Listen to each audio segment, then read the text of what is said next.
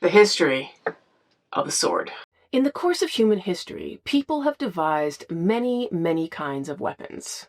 From clubs and knives to hammers, axes, maces, firearms, projectiles, bombs, and now even drones. But perhaps no weapon has had as long a career or so much mystique as the sword. You are listening to Villains and Virgins podcast, and this is going to be an episode on the history of the sword. Now, I need to say right at the beginning that this is not a technical history of the sword. We're not going to be discussing blade lengths and carbon concentrations in any great detail. Nor is it a complete history of the sword. That would be much, much longer than I have space to do in one episode. But it is going to be an account of some of the mystique, the charisma, and the legends that have built up around this weapon and why it has continued to endure with such fascination for so many centuries. This podcast is made possible by all of you who tune in regularly on all the platforms, but especially those people who are supporters of the podcast on Patreon. As a member of that community, you get access to special bonus episodes on a monthly basis. We've just released one on William the Marshal, the most epic knight of his age, and a champion fighter in the medieval melee tournament, which was far more extreme than the jousting tournaments that look mild by comparison. And you also get access to live history conversations, where we talk about everything historical, from the content of recent episodes to whatever other nerdy side quests come up in the course of those chats. So if that sounds interesting to you, head on over to patreon.com/Eva Schubert and become a supporting member of Villains and Virgins. Now you might be wondering, why are swords the topic of the podcast today? Well, we've just finished several episodes on the First Crusade and the Second Crusade, and with a heavy focus on the Middle Ages and the men who used these weapons for a living. So perhaps it's only natural that this would be the subject of today's podcast. But the interest in this topic actually goes back much farther. I grew up with swords in the family. This one, for example, belongs to my brother. They were on the wall, and the history of how they developed and who used them was something that fascinated me even as a child. And I wasn't the only one.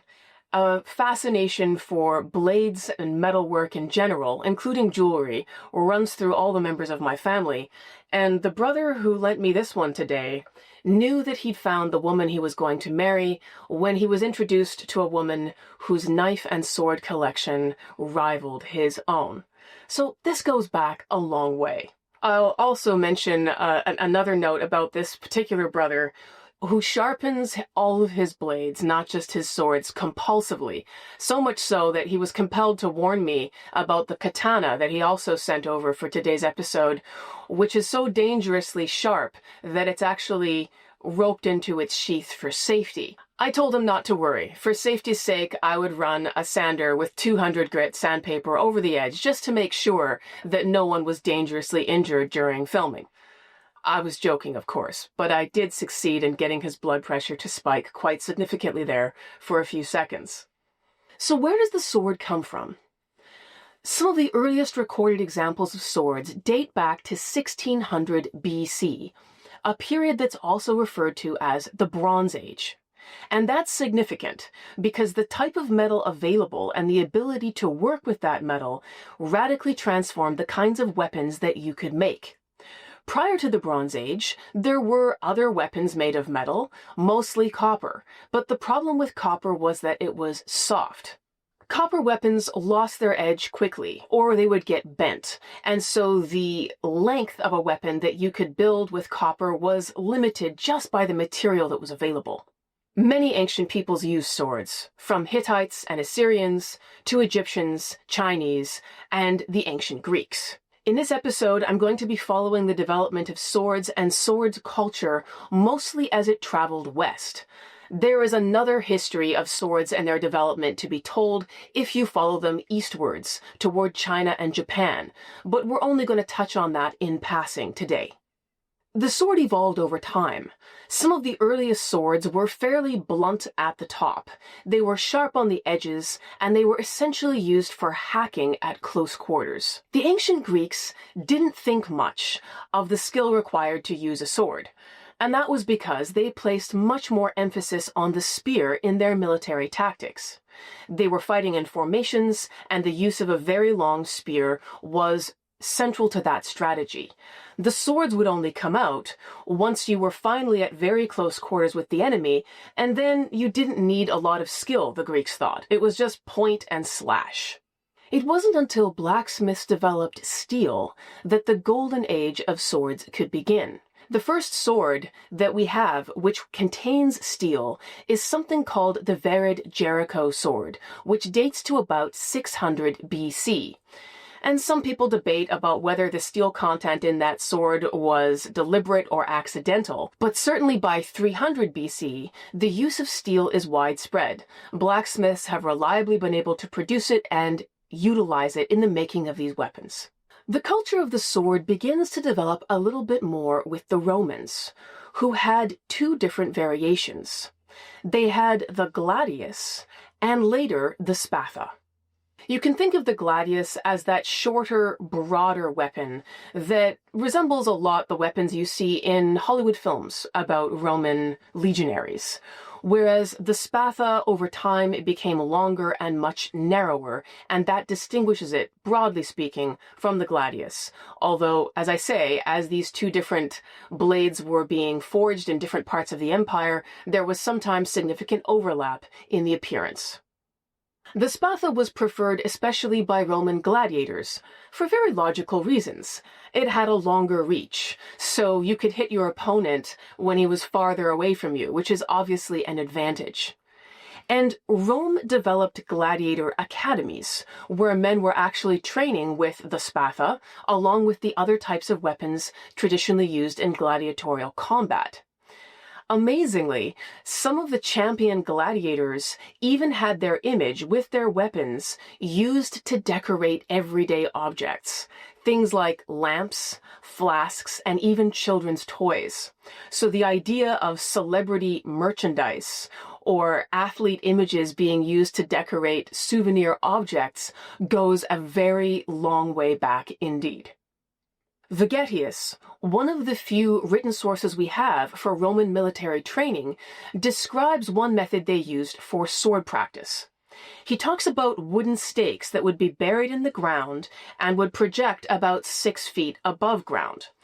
And Roman soldiers would circle these things with their blades, and they would aim blows at different points on that post. They would use it for target practice.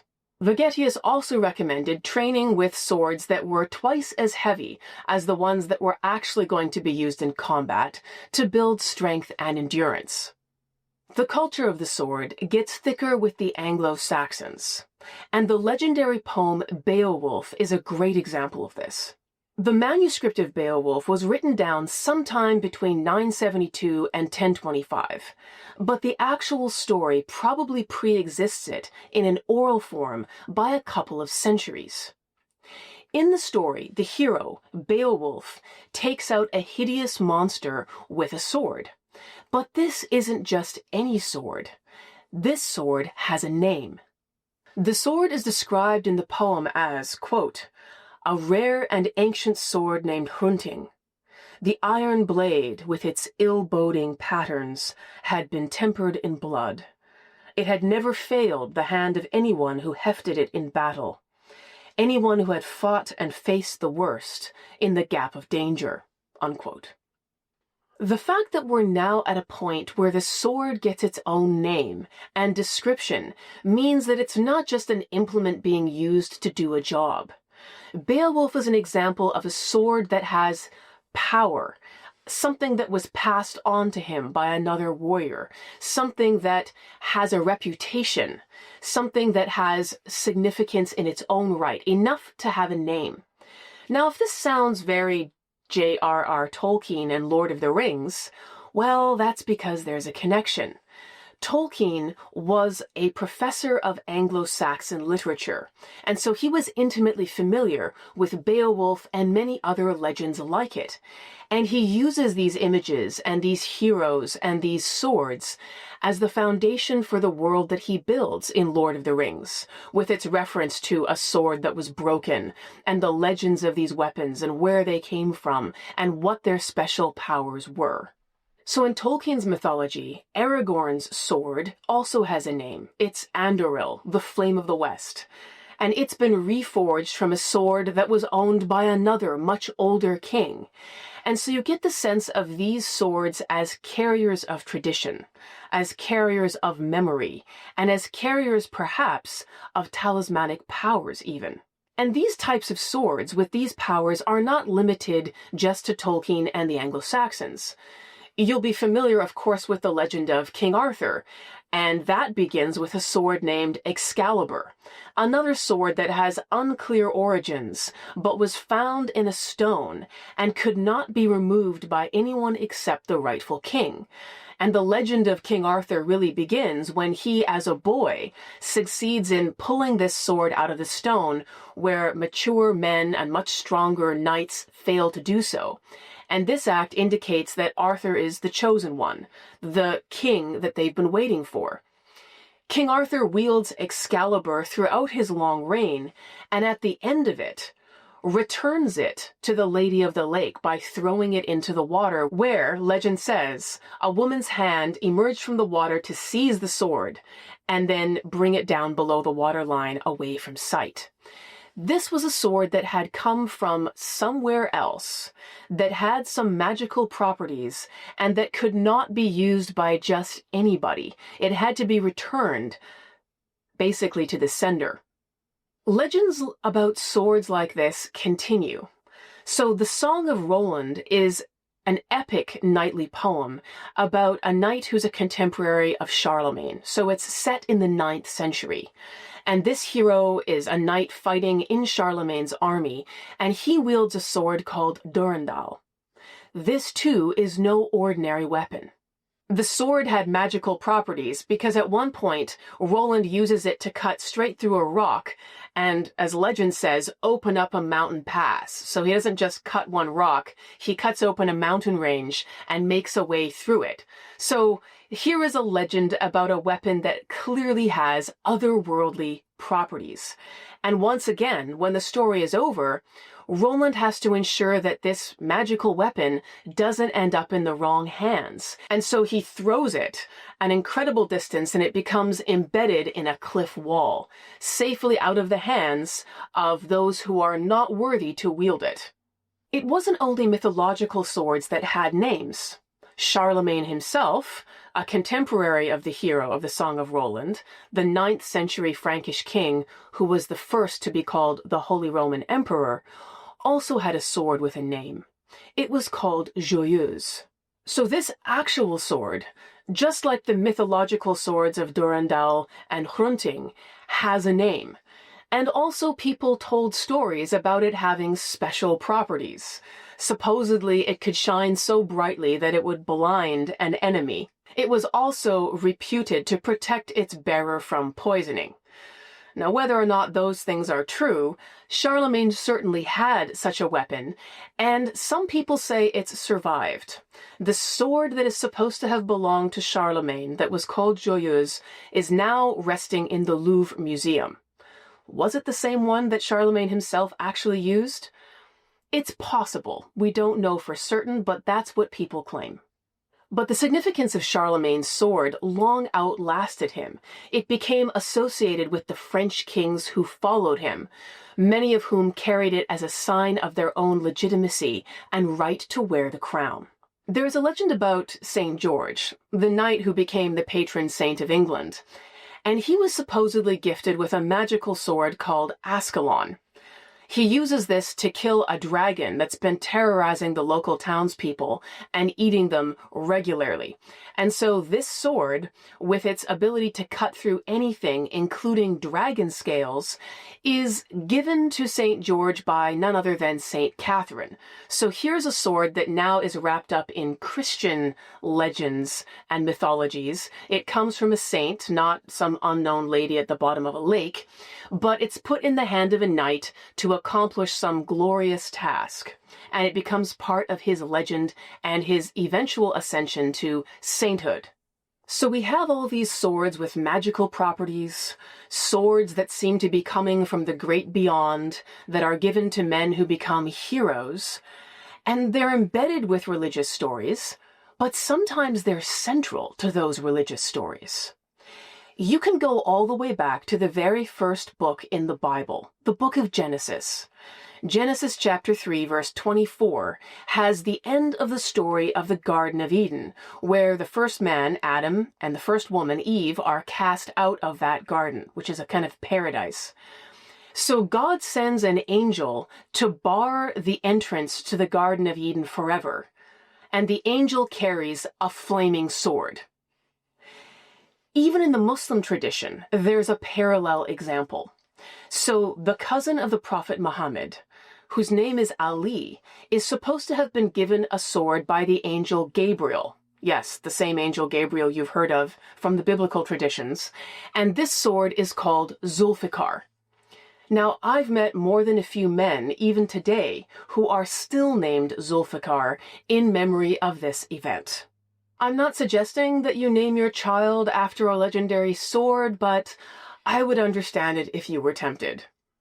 So the swords in all of these stories are far more than just cutting weapons. They are special, even magical objects that give their owners distinct advantages. And we've had no comparable inclination to build legends around handguns or rifles. Yes, there are probably a few Marines that name their rifles, but nobody imagines that these weapons have magical properties that distinguish them from others. And that's because handguns and rifles are mass-produced factory items. They are essentially identical, and so they're very functional. They do the job, but they've never developed the kind of individualized mythology and sense of magic and tradition that has accumulated around swords. Part of the value that swords had was that a good sword was very difficult to make and correspondingly highly valued and quite expensive. If it was too hard, it would be brittle and snap, and having a sword break in two when you were in the middle of fighting for your life was obviously not very desirable. But if it was too soft, it would bend or lose its edge very quickly. And so good blacksmiths, capable of making swords with the right balance of qualities, flexible, hard, capable of holding a fine edge, were extremely highly sought after. And those blacksmiths who produced swords of exceptional quality began to attract customers from far away. People would be looking for a sword made by that particular smith because he had a reputation for making weapons of outstanding quality. Since high-quality swords were rare and expensive, having one was a status item. It explains why you would pass it down to your son, and him to his son as well. Because if this was a sword that had been tested and found to work even under the most extreme conditions, it wasn't something that you could just go to the local market and replace. We have an account of Louis the German, another 9th century Frankish king, who's actually the grandson of Charlemagne. And we did a whole series on Louis the German on this podcast earlier. But there's a scene that's recorded where he's sitting on his throne and he's receiving gifts from ambassadors. And these guys are Danes. And they bring swords amongst the other objects that they're presenting to Louis the German as gifts. And Louis sits there and he takes the swords in his hands and he bends them and snaps them in half. And this is a way of testing if the sword was too brittle. So the swords he'd just been presented with were not of sufficient quality, and he was disgusted with them. But the fact that he would do this and do it publicly shows that the quality of the manufacture of swords was something that anyone who used one regularly had to watch very closely. There's a wonderful little series on Netflix called Blue-Eyed Samurai, and it's about a samurai who's raised by a swordsmith in Japan. I was initially skeptical when friends of mine recommended it to me because I heard it was animated, and I thought, well, how serious could it be? But that concern turned out to be entirely irrelevant. It's a wonderful series, I highly recommend it, and the reason I'm bringing it up right now is because it does a great job of capturing in some detail how difficult it was to forge a high-quality sword. So many swords would end up bending or snapping depending on the combination of metals you used or the process that was employed to actually create the blade. As a result of this, master swordsmiths everywhere were extremely secretive about the processes that they used to make their weapons. One of the critical steps in that process is called quenching, and this is where you take the very hot blade and you rapidly cool it, usually in liquid of some kind. Now, if this cooling process is too fast, the metal will become brittle. So the exact temperature of the liquid used to quench that blade was a critical question. Now, there's a story that is told about a young Japanese swordsmith who'd recently become engaged, and he goes to visit his prospective father-in-law, his fiancé's dad, who also happens to be a master swordsmith. And over the course of the visit, the young man surreptitiously dips his hand into the quenching liquid that the senior swordsmith is using in his workshop. Before he has a chance to withdraw his hand, it's amputated by a sudden stroke from a finely made sword wielded by the senior smith. In this one blow, he loses his hand, his ability to make swords, and his fiancée. Now that seems a little bit extreme, right? I mean, why would you amputate someone's hand for dipping it in some water? This is because the senior smith knew what the younger man was trying to do. He was trying to learn what the quenching liquid temperature was that the senior smith was using, what allowed him to make his blades the way he did, and that was a trade secret. A secret that he wasn't willing to divulge to anybody, even a potential family member. The lesson of this story is, don't spy on a swordsmith. But to leave Japan for a moment and go back to Western Europe, the territory ruled by the Franks, Louis the German, Charlemagne, and these guys, developed a reputation for producing some of the finest swords available in Western Europe at that time, which is from the 9th to the 11th centuries. These swords actually had a name. It was Ulfberth, and it was carved into the metal to guarantee the quality that people were seeking. These Ulfberth swords were so desirable that the Franks actually placed a ban on selling them to their neighbors, the Danes and Swedes, who were also called Vikings when they got into their raiding ships and went up and down raiding other people's territory, which they did to the Franks quite regularly. And so the Franks took this ban very seriously. One of their kings actually declared a death sentence for any Frank who was selling these swords to those Vikings. After all, you didn't want your worst enemies to have your best weapons as well. Not all Vikings used swords, of course. They used a range of other weapons, from spears and hammers and axes and daggers, a whole gamut of things. But they very much valued high-quality swords as well, so much so that they would pass them down, or sometimes they would be buried with a good sword. And in this case, Vikings often engaged in a process called killing a sword, basically bending it until it was unusable. And this was to deter grave robbers, who otherwise would want to break in and seize a high-value weapon like that. You can imagine what would happen even today if you buried somebody with $500,000 worth of jewelry on the body, right? I mean, it wouldn't be long before someone would be digging that up. But it wasn't as though everyone else was using swords either. Peasants didn't. When they fought, they usually improvised weapons from farm implements. When men mobilized for battle in the medieval period, you would see a whole range of weapons, from slings and axes to hammers, maces, daggers, spears, and of course swords. But because swords were so expensive, they tended to be wielded by only members of the nobility, so they were very much associated with knights. By the time we get into the 1000s, toward the First Crusade and the Second Crusade, so 1095 to 1099 is the First Crusade, and the Second Crusade is in the early 1100s, swords are becoming longer and heavier. In fact, some of the longest swords on record, which are 60 to 70 inches long, are made for knights in the medieval period, and some of these are so heavy that you can only wield them with two hands. This evolution of a very long and very heavy sword would persist for several centuries. The German Zweihander, for example, which literally means two-hander, was wielded by men as late as the 16th century. But during the High Middle Ages, the 9th to 11th century, for example, swordcraft is also being influenced by technology from the East.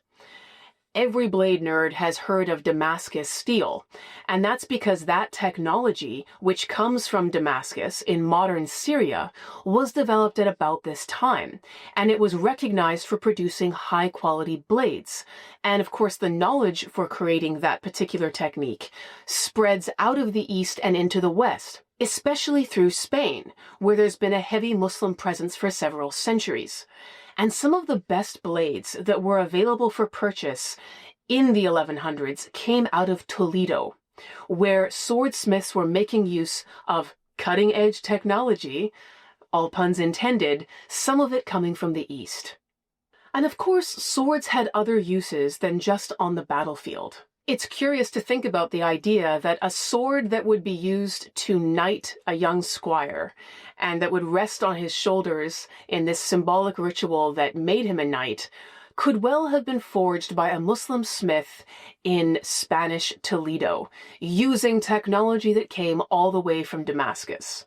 And that young knight, in turn, might well join a crusade and end up very near Damascus itself.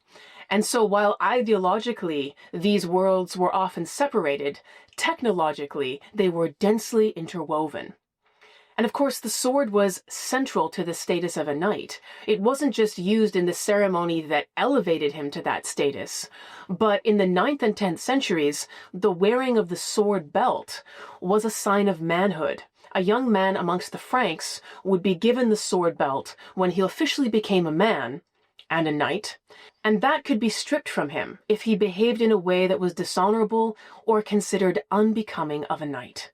But apart from its symbolism and its use in battle, sometimes justice was decided at the point of a sword. This was through a mechanism called trial by combat. Now, trial by combat was a medieval idea that spread through many parts in Europe, but it originated way back in the 5th century AD with the Germanic tribes in their pre-Christian period. So these Germanic tribes had developed an idea of proving somebody's guilt or innocence through combat. And the idea spread, and even after the Germans converted and became Christians, it persisted for several centuries. So it worked like this. If you were accused of a crime, you could demand this type of trial. So you would undertake to fight your accuser with any set of weapons that was agreed by the two of you, but swords were very commonly chosen. If you won this fight, it was proof of your innocence. Your name was cleared, you could go free. But if you lost that fight, you were subject to whatever punishment was normally attached to that crime. Now, the idea of the trial by combat was that God was going to intervene to ensure that the innocent person did not suffer defeat. So God's finger was supposed to come in and tip the balance of the scales of justice. In reality, of course, trial by combat usually ended up favoring the person who happened to be stronger, faster, and more experienced as a fighter. While trial by combat as a method of judicial examination largely fell out of use by the mid-1500s, it persisted in England for several centuries longer and was even invoked as recently as 2002. This was a mechanic in Suffolk, England, who wanted to dispute a minor insurance infraction for which he'd received a fine. He demanded trial by combat, offering the use of samurai swords, Gurkha knives, or heavy hammers as the weapon used.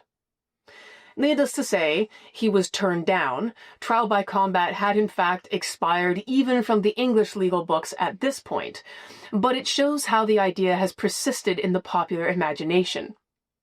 England notwithstanding, trial by combat had fallen out of use everywhere else by the mid-1500s, but the idea that you could settle quarrels in one-on-one combat continued. This was something that knights had done even for sporting reasons. As part of some of the later tournaments, there was a feature that developed where two knights could square off on foot and fight each other with a choice of weapons while spectators looked on. Quite apart from this idea of fighting as a spectator sport, the idea that you would challenge someone to a fight to settle scores or for a matter of honor persisted long after both tournaments and trial by combat, and it persisted as something known as the duel. The period in history where tournaments are fading out and dueling culture is born is the 1500s. And this is an astonishing moment because you can see knightly culture still visible but fading out, and Renaissance and early modern practices emerging simultaneously. Henry VIII, for example, is a figure with a foot in both worlds. He was famously fond of jousting and even received some very significant injuries while tilting in the lists with his lance, trying to drive another knight off his horse. But he also founds a fencing academy. Now, before we get to that, there are a couple of other things that are going on at exactly this moment, and we need to stop and appreciate just how quickly things are changing in the world of weapons. First of all, guns and other projectiles like cannons have now become decisive on the battlefield. This happens in the 1500s, and so while there are still men wearing armor, the period of knightly dominance, where battles are going to be won by heavily armored knights riding in on their war horses, is now over. It's just happened. The era of the musket and the cannonball has emerged. But the second major shift is that swords can now, for the first time, be mass-produced. And that makes them a lot cheaper and therefore more widely available. But because swords had always been associated with nobility in the past, they had this aura or status, and that meant everybody wanted to have one. This is how the age of dueling is born. One of the major drivers of dueling culture at this point was, somewhat surprisingly, the printing press. Between 1516 and 1884, there were more than 500 manuals on fencing and sword skills published in Western Europe. And what this represents is an incredible concentration and then dissemination of knowledge. The circulation of these books led to a standardization of principles that transformed swordplay. Different fencing masters wrote about their techniques, their systems, their stances, their strategies for offense and defense, the way that your foot position should be, which foot should be forward when you are attacking with your right hand or your left. And they talked about their own proprietary systems, including for secret thrusts or stabs that could come apparently from nowhere and catch your opponent by surprise, hopefully ending a fight. So in 1540, Henry VIII founds a school for swordcraft, something like what we would call a fencing school today. And he does this in London. There's going to be a formal training process, there's going to be a standardized curriculum, and there are people who will qualify as masters after having gone through this formal training process. This school was only one of many that began to emerge as fencing masters were teaching eager young students the art of fighting with a rapier. The sword had moved off the battlefield. Indeed, there were so many sword-wielding young men running around London and other parts of Europe in the mid-1500s that it's no accident that trial by combat disappears at just about this time. And this is because there were now suddenly a large number of young men who had received formal training in swordplay and felt extremely confident in their ability to vanquish any challenger. And so there were these problems that had been documented of skilled swordsmen flagrantly breaking the law and then demanding trial by combat to prove their innocence, when what they actually proved was merely their superior skill with a blade. So they would defeat their opponents, and by the judicial process of trial by combat, they would then be innocent of their crimes and free to go out and break the law again with impunity. So in fact, it's precisely this development of a critical mass of sword training that necessitates the elimination of trial by combat as a judicial method. Think of Shakespeare's famous play, Romeo and Juliet. It's set in the 1590s in Verona, Italy. And here we have masses of young men from the Capulet and Montague families who are swaggering around in the streets looking for a fight. Tybalt asks Mercutio, "Do you bite your thumb at me, sir?" And Mercutio says, "No, but I do bite my thumb, sir." And pretty soon the rapiers are out and the fighting is on. It's basically the equivalent of walking around the street, giving somebody the middle finger, and hoping to start a fight. And this was exactly the sort of thing that was going on. And dueling culture was exploding next to brothels and bars and in the back streets of cities all across Europe as this craze for fencing and swordplay with rapiers spread. Of course, it all ends very badly for Mercutio in that famous play. He's actually stabbed under Romeo's arm as Romeo jumps in to break up the fight between the Capulets and Montagues. And these problems weren't limited to the stage. Shakespeare was sketching a phenomenon that was actually happening in the world that he lived in. It wasn't an accident that Romeo and Juliet was set in Italy either. That's because many of the leading fencing masters were Italians. The Italians were recognized as leading practitioners and the authors of some of the most popular fencing manuals of the day. And so, of course, it would be in Italy where you could set a story about families of young men who were swarming the streets and brawling with their rapiers. And who can forget the epic duel in Shakespeare's most famous play of all time, Hamlet? Here, what looks like a sporting fencing match that is going to be conducted between Prince Hamlet and Laertes to settle a bet turns into a fight to the death, a duel that will end both of their lives. Shakespeare is capturing the mania for swordplay and the significance that it's having in the culture of his time in some of his most famous plays. Michelangelo, the famous artist, was also an avid practitioner of the art of sword fighting, and may even have supplied the illustrations for a manual on this, written by a friend of his. It was called Treatise on the Science of Arms with a Philosophical Dialogue, a very Renaissance title if ever you heard one.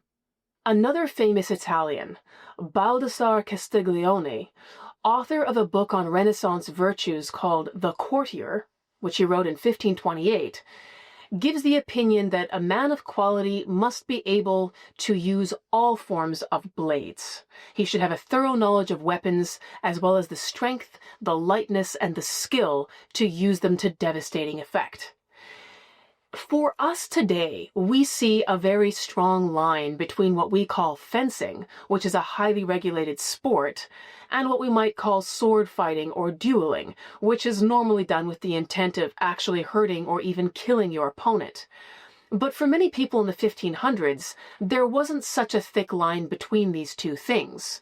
You could study the art of fencing with a master in a school, and it could very quickly be used in a duel or a fight on the street where your intention wasn't to score points, but actually to physically damage or even kill your opponent. These were highly transferable skills. Even Martin Luther, the German monk so associated with the Reformation that split Western Christianity, also lived in the 1500s, and he too was a major fan of swordplay. He thought that being good with a sword, as well as practicing jousting, which was still around, and wrestling were all activities that would contribute to increasing your health. These were things that every young man should be doing. The term swashbuckler actually emerges from this tumultuous period of the 1500s, and it refers to the noise made when you strike your blade against your opponent's shield. The type of shield that was used by men in the 1500s for sword fighting purposes was very small. It was called a buckler, and it would be held to try and deflect blows. So the term swashbuckler refers to the noise that these young men are making as they're striking the defensive shields of their opponents. Dueling remained extremely popular for another 3 centuries. It's still going strong in the late 1700s and early 1800s during the life of Napoleon Bonaparte.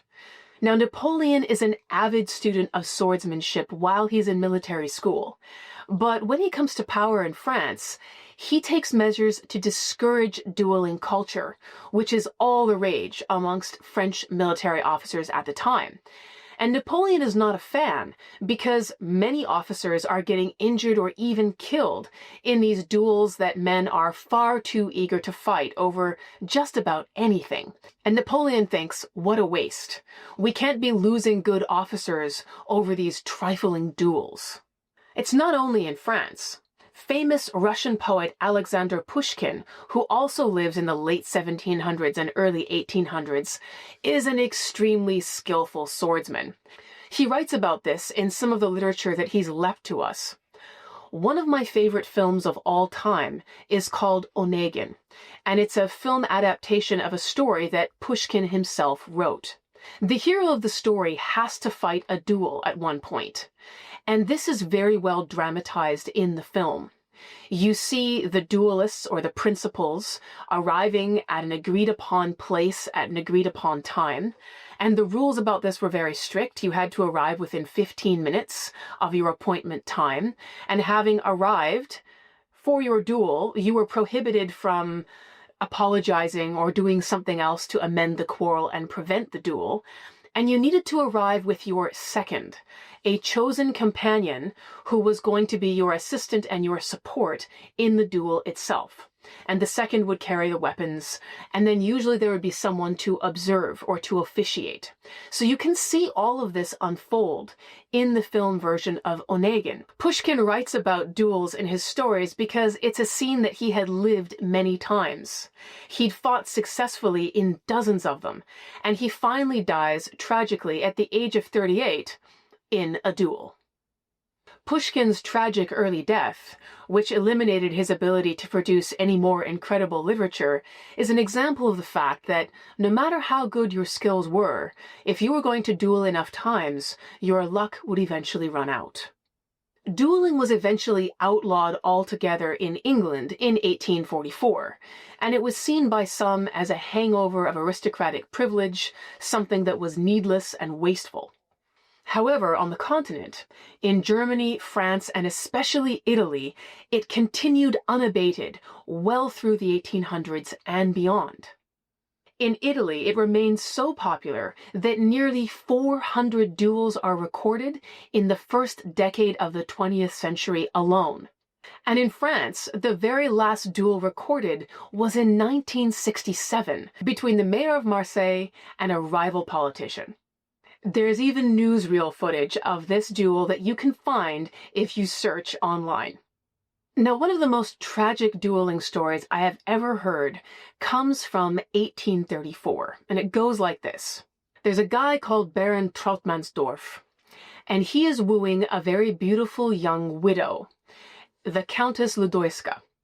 So Trautmannsdorf is waiting to marry her. He's just hoping to get a promotion, but in the meantime, he's actively wooing this woman. But another nobleman, Baron von Rupp, decides that he's going to try to get this lady for himself. So not only is von Rupp trying to woo the girl, but he even ridicules Trautmannsdorf in a sonnet, which he publishes. So this becomes public. Baron Trautmannsdorf views this as an insult to his honor, and so he does what noblemen did in the 1800s. He challenges von Rupp to a duel. Von Rupp accepts. And so, on the appointed day, at the appointed time, in the appointed place, these two men meet, each of them bringing their second. But who von Rupp has brought with him is a champion who's going to fight in his place, which was something that was accepted in the culture of dueling. And this guy is very skillful at what he does. So when the duel commences, von Rupp's champion quickly kills Baron Trautmannsdorf. At this point, Trautmannsdorf's second is outraged, angry, grieving, and demands satisfaction. So his second charges in and wants to fight as well. The second is also mortally wounded in very short order, at which point it is revealed that this second is not a young man, but actually the Countess Ludowska herself, dressed up as a boy. And so here is the very woman that these two men have been fighting over, and she's just been mortally wounded in a duel herself. So she is lying there bleeding. And when Baron von Rupp sees that he's succeeded not only in killing Trautmannsdorf, but also the woman that he was hoping to win, he throws himself on his own sword, making the third corpse in this unhappy event. You would think that stories like this would discourage people from dueling, and they would say, how tragic, how needless, how foolish. But in fact, stories like this only increased the romance, the tragedy, and the pathos around it, and they did absolutely nothing to discourage the activity. Germany finally created an anti-dueling league as recently as 1902, but they entirely failed to stamp out the fascination for swordplay that persisted in Europe in general and in Germany in particular. So this brings me to one of the most fascinating and recent twists on the story of dueling and our fascination with swords. And of course, it's distinctly German. Have you ever seen images of German SS officers with these long, fierce-looking scars on their faces? This was part of a much older and broader tradition. It preceded anything to do with the Nazis, and it affected many people who had no interest in them. It comes from a phenomenon that emerged at German universities, a phenomenon that had its roots very firmly in the dueling culture that flourished all across Europe. In the 18th and 19th centuries, student fraternities, or clubs, formed in German universities, and they had their own highly specialized traditions of swordplay. This tradition of academic fencing in German universities became known as German Mensur. Like fencing, it was highly regulated. There were lots of rules, there was protective gear, but unlike fencing, you didn't get to use your feet. In fact, the point of this was to remain rooted very firmly where you were. You weren't supposed to dodge, duck, weave, and otherwise evade blows that were coming your way by moving. Your method of both attack and defense was a sharp-edged weapon, so you could parry and block blows that were coming your way, but you absolutely couldn't move yourself out of the way. Also, like fencing, there's protective gear, but it's very specialized protective gear. So these fighters wore padded garments, they protected their necks, they protected their eyes with goggles, but they left the cheeks and the forehead exposed. This was very deliberate, because ultimately the point of this kind of dueling tradition was actually to receive an injury on the exposed parts of the face, an injury that you did not dodge or flinch from, and so it would inflict a scar that would be very visible that you would have for the rest of your life.